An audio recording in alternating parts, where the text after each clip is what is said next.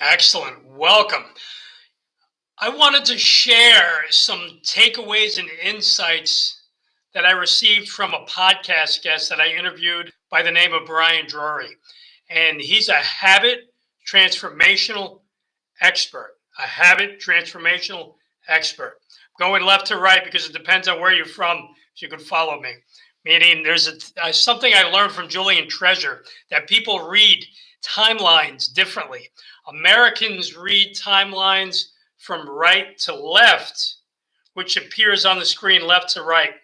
And in the countries of, I believe, Arabia and some other countries, timelines are from left to right, right? And in China and Japan, I believe it's up and down. So trying to get coordinated around that. Something interesting I learned from reading a book this week. So I want to share some insights that I received from my podcast guest and some things that are top of mind for me that I wanted to share with you. And two of them were immersion and integration. When you're looking to get impact from a specific skill that you don't yet have, most people get frittered by a million things. I'm doing this, I'm doing that, I'm over here, I'm over there. I studied this for 2 minutes. I went over there, did that for 3 minutes, did that for 10. I did this for 30. But again, you're just hitting the surface layer of what you're looking to get down into when you're learning a skill towards mastery, right? Because that's how you get better, when you master a skill. And master doesn't mean you're the best at it, but I use this quote. You know, most of the skills that we learn as human beings to get better, right? To give us more time, to possibly give us more energy, to give us more financial abundance. But I use this quote, you know, a lot of what we want to learn, we want to earn the learn on. It's a guiding star. It's not a distant shore, something that we're going to get to. It's a guiding star, right? So one of the things that I learned from my latest podcast, which I hope you see, interview with Brian Drury, who's a a habit transformational expert. And that's going to be out, I'm going to say next week, early next week. So one of the things was immersion and integration. And immersion is concentrating a certain amount of time on a thing that you want to learn and you want to master, you want to get good at, so you can apply it out, you know, in your trade. And integration is taking that skill and actually getting experiential learning, right? And that's experience by rubbing it up against reality and then getting feedback and seeing, what can I do with this information? You know, can I cast it out the way it is? Or do I need to reel it back and learn a little more and then cast it out again to see what kind of feedback I get, whatever that is? And a lot of things are done day in, day out. They're micro incremental, and that's how we get better. And that was immersion and integration. And, you know, you're integrating, if it's an impact skill that can help you, whether it's sales, whether it's marketing, whether it's team building, whether it's getting better at accounting, whatever skill or job, career, or if you run a business and you know you need to get good at a certain skill, right? If you're the CEO of your company and you're working towards, you know, doing one thing really well, and maybe you're wearing the hat, or you got 6 people on your team and you need to help them wear their hats really well. What's the one skill that's going to move the needle on your business, right? You got to immerse yourself in it. And I took this thing away, and I'm actually immersing myself in a skill for the next 120 days. Everything around this one skill, I kind of made a mini mind map, just so I can lead my guests better to understanding what I offer them and work together. And that's something personally that I'm working on. And core values, like, what are your core values, right? A lot of people say, we throw this word around, core values. But for me, they embody the practices and principles of who we are and what we stand for. And right now I'm sitting. So what I'm sitting for right now. But what are the things that you can take with you anywhere, wherever you go in this world, right? I look at it this way, and this might be a weird concept for some of you, but it's like if everything around me were to be removed and I was dropped off into could be another planet, imagine another planet, or just another place I'm not familiar with. What are the things that I'm going to carry with me to filter my experiences with other people around me? Like for me, one of my core values is mastery, becoming a master at a specific skill and getting really good at it, right? And what could I do? What is a skill I need to do that can help me move the needle in my life, business, or if you're working for somebody, a career? What would it be specifically for you? I want you guys to think about that. Look up core values. An exercise I would ask you to do is look at like 15 or 20 core values that you identify that, and then read them, understand them, define them for yourself, right? This is going to take time. Mastery is about doing the work, and then you whittle them down to 10, right? Then you see that some of those 10 can actually be compressed into 5. And for me, I whittled that down to 3. But these are 3 values. And initially, I wrote them on a note card and carried them in my pocket with definitions. So I could use and say, how would I filter this situation or occurrence or interaction or response through these 3 core values, right? And it's to the highest of my potential, the highest of my ability. And I thought that's very important to know who you are and what you stand for, where you plant your flag in the sand. Because a lot of people, I believe they don't know where they stand, so they don't know where to go, you know? And we're in a society where we get a lot of frittered, death by 1,000 paper cut attention if we don't go deep in a skill. There are 2 great quotes. And some of this is going to be put in the actual podcast, but I love this. It was by Dean Graziosi. And Brian recited this quote because me and Brian actually saw Dean Graziosi speak in Arizona.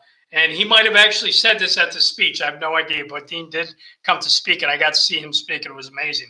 We need examples. We need examples more than we need advice. Isn't that amazing? We need examples more than we need advice. Think about that, because a lot of times, you know, everybody's there to give advice. We like to help friends. We like to, you know, serve things. But what are you doing to reflect the values of who you are by embodying the practice and principles, by showing up and being like, okay, this is what I'm doing, right? And I think that's very important. It's a very important distinction. And another great quote on top of that was, shave the legs off your pedestal. I almost said bar stool, but why not? Shave the legs off your pedestal. And to me, that meant, and I take these in, and after I take notes on my podcast, and I watch this one 3 times so I could really learn on what it is that each of these are trying to say. And then I try to put them, I actually do. Let me reframe that word. But I do put them into my life, and I write them down, and I work towards memorizing them so they can influence and impact what I'm doing. But that, shave the legs off your pedestal. Whatever you're doing, if you run a business, if you run a life business, and the main people that I help are people, that are solopreneurs, business builders, entrepreneurs, business owners, some people that are looking to have a career mainly and then move that. They're an expert and they're looking to be an authority in their space. But how can you get on even footing with your guests, with your clients, right? Because truthfully, most of your clients are smarter than you, right? Most of my guests are smarter than me. So how can we just be a little bit more ahead of them and be even keeled to try to help them? Kind of like this comes from Epictetus, but he never talked down to people.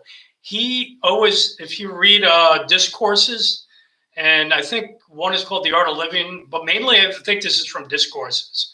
And Discourses was a book that his student actually took notes from his speakings, and this got found in history because it was very old. But he would speak to people as if they were in a hospital, like he was in a hospital bed next to them having a conversation, which I think was very interesting and to the point. Like he just got better and he's speaking to someone who's possibly really sick and going through that. And he just came through it. And maybe he's still sick, but you're speaking to the person is, yeah, you're going to go through this, this, and this, while you're doing this. I was there, I've been there. So now, let me help you get over here. And I think that's a very great way to speak to the people you serve, right? Because most of us solve one problem and then help our guests or clients get to where they need to get in this business and this life and whatever it is. And it might not even have anything to do with business. You might just be helping them solve a problem that they could say, hey, you know what? Thank you, right? They might not even be your client. You might be speaking to the wrong person. Just food for thought. And we become what we habitually do day in and day out. And I want to give a shout out to Brian Drury. He had this amazing PDF called New Habit, New You.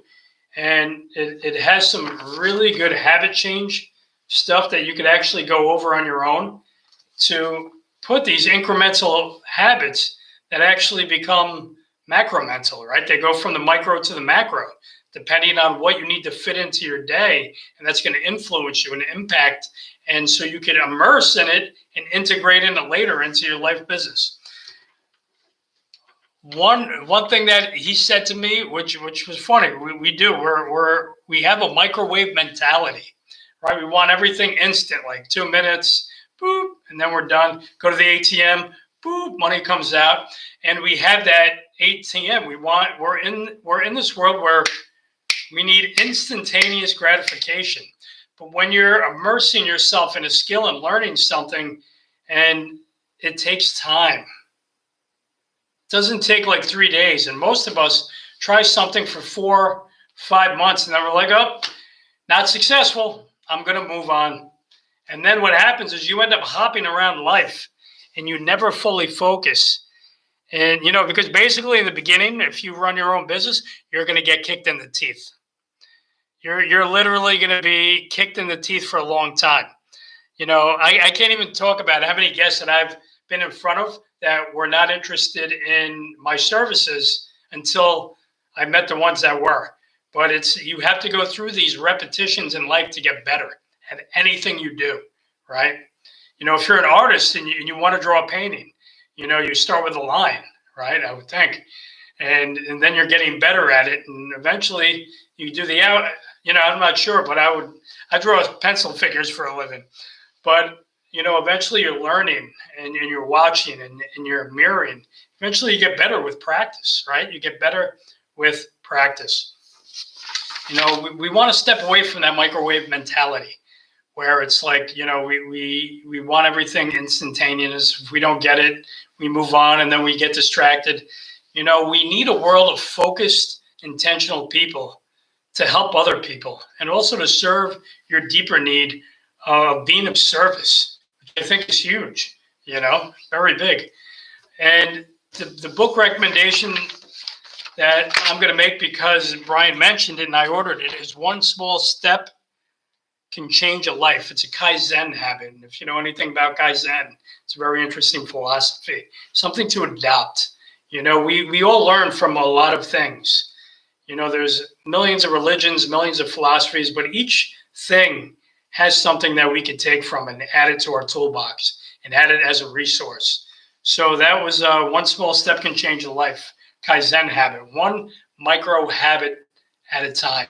And I hope you guys enjoyed this. And this is kind of like my raised rant, but I wanted to know, what was your biggest takeaway from this video? So there's some things that I learned and I wanted to share with you because I think it's important. These were aha moments for me. Like, oh, wow, yeah. Because I was trying to learn, like when I said immersion and integration, I was trying to learn they're all valuable skills. I know that, but it's like, oh, I can't do all 3 at one time. I tried, and then guess what? 3 weeks passes by, and then I forget this one, and then I have to go to that one. But when I focus on one, and I'm just solely working on the one thing, and this one skill is going to force multiply another skill, then I need to focus over here and not just be led astray. So again, I'm Raymond J. Negron, and this is Beyond Failure to Reach Success. I hope that was helpful, guys. Giving everybody a thumbs up here. Take care. Bye.